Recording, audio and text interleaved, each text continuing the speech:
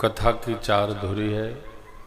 कर्मकांड, ज्ञानकांड, शरणागति भाव और भक्ति क्षेत्र।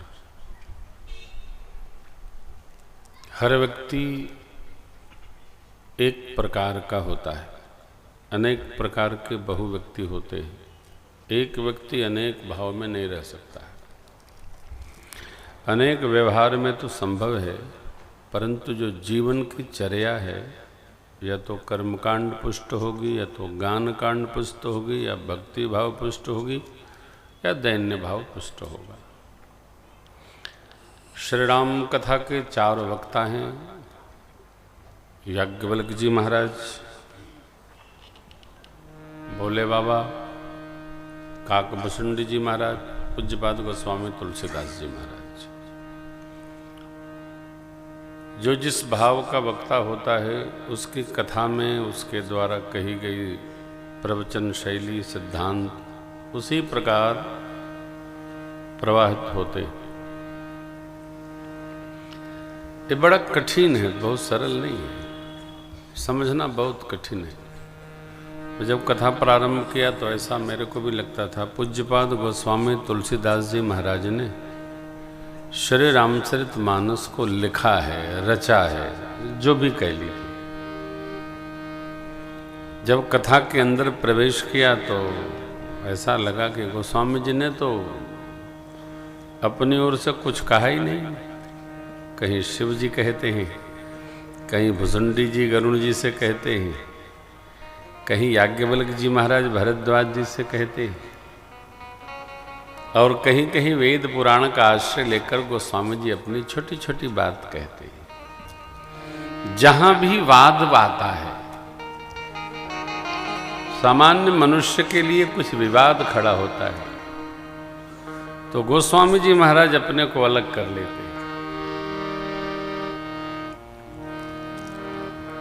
अब जो कथा सुनी गोस्वामी जी ने, उसके लिए कहते हैं,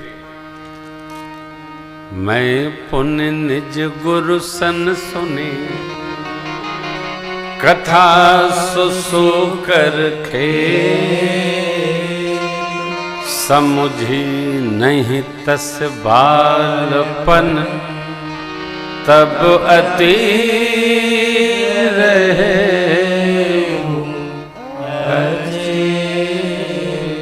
बालपने में मैंने गुरुमुख से कथा सुनी। इतने नहीं, बालपने में कथा एक बार नहीं सुनी, बार बार सुनी। तदपि कही गुरु बारहि बारा, समुझी परी कछु मति अनुसार। तदपि कही बारहि बारा, समुझी परी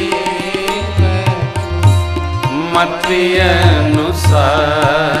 उसी को भाषा बद्ध कर विमय सोई, मोरे मन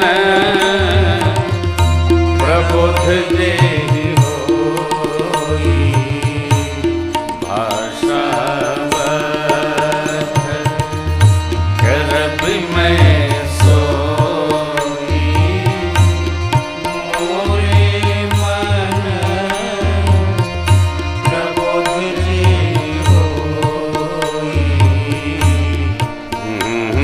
कही गुरु जी ने बार बार कही। क्या कही? कथा कही। तदपि कही गुरु बारहि बार।